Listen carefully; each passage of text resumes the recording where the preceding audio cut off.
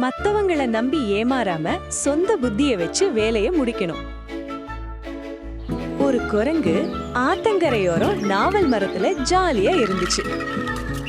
ஆனா ஆத்துக்கு அங்கிட்ட இருக்கும் பெரிய பெரிய மாம்பழங்கள் அத சாப்பிடணும்னு ஆசை வந்துச்சு.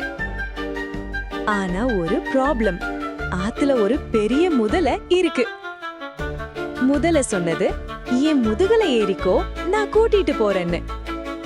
ஆனா நம்ம குரங்கு உஷாரா இருந்துச்சு. அது ஒரு கயிறு, ஒரு மரப்பெட்டி எடுத்துச்சு, ஒரு லிஃப்ட் மாதிரி செஞ்சுச்சு. அத மரத்துல மாட்டி கேபிள் கார ரெடியா பண்ணுச்சு. குரங்கு அதுக்குள்ள உட்கார்ந்து கயிறை இழுத்து ஆத்த கிடக்க ஆரம்பிச்சுச்சு.